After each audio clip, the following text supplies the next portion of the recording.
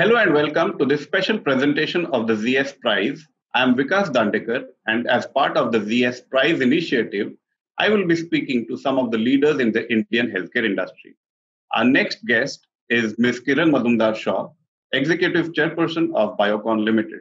Coming to the set of questions on this ZS Prize and the entire concept that they have built. So I'll start from the few basic issues related to healthcare in the context of the entire scenario that is panning out.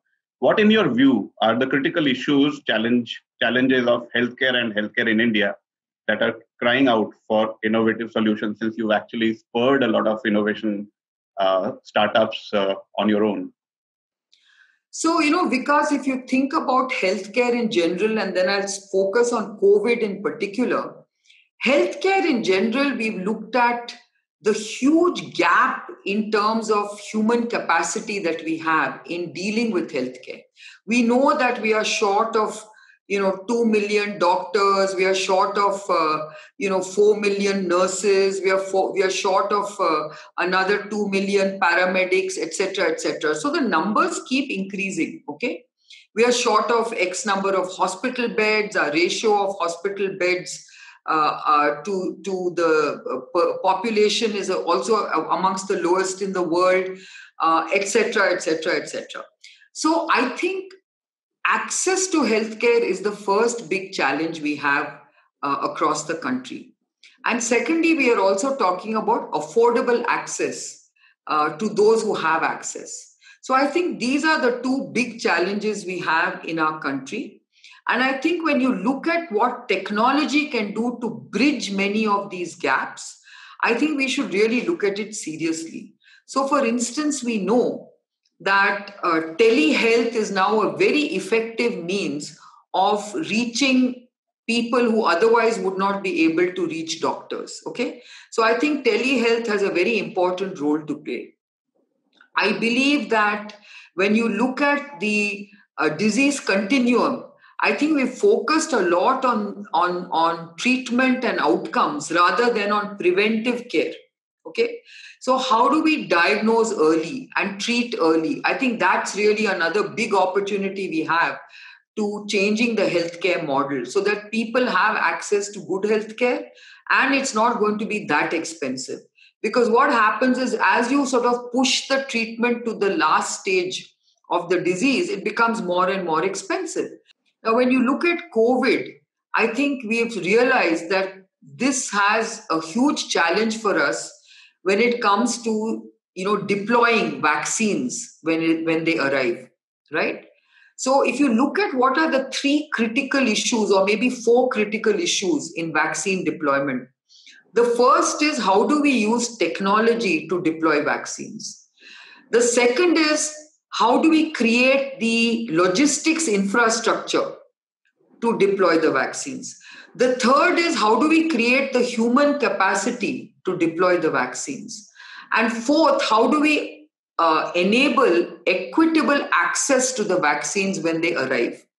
So if you just look at these four elements of COVID vaccine deployment, I think therein lies the same story for healthcare in general. This is for certain a jumbo-sized mobilization that will be required. And yeah, absolutely. So comprehensively set the ball rolling, ma'am. Next will be on digital technology, AI, big data as disruptors in the healthcare industry. Where we have reached so far and where do you think we can actually take this whole momentum forward? So, because I think AI and digital, analytics is extremely important for healthcare in general, because biological data is big data.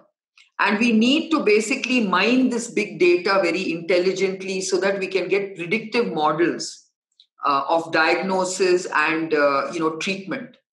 Now, we know that even in a case of COVID, people were able to deploy AI to read CT scans and radiological data of chest x-rays, etc., to quickly ascertain whether this person has COVID and if so, how serious is the COVID.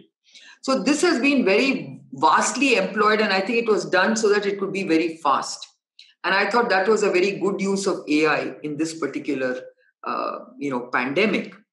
But building on that, for interpreting X-rays and CT scans is something which you can go beyond COVID, right? So the Jameel Clinic and a scientist who's very well known, called Regina Barcelay, has actually started using AI very extensively in scans, in any imaging technology, in any image. So she's got imaging AI technology that she can use for either diagnosing cancer, diagnosing any kind of lung disease, diagnosing a lot of other kinds of diseases that go through radiological intervention. Okay. Mhm. So I think this was a very good use of AI, which we can very easily adopt in a country like India. So, repurposing R&D data is extremely important. That's another very exciting idea, saying we do generate a lot of R&D data, and can we look at that data and repurpose that data for any new drug indication? So well summed up, ma'am. In fact, talking about MIT, I was very interested in, when our scientists came up with Feluda, they had already done something that they called as Sherlock. Sherlock. Yeah, and they already had that emergency approval from the US FDA. So exciting things happening. I mean, this pandemic has really taken us to a realm of so many innovative solutions.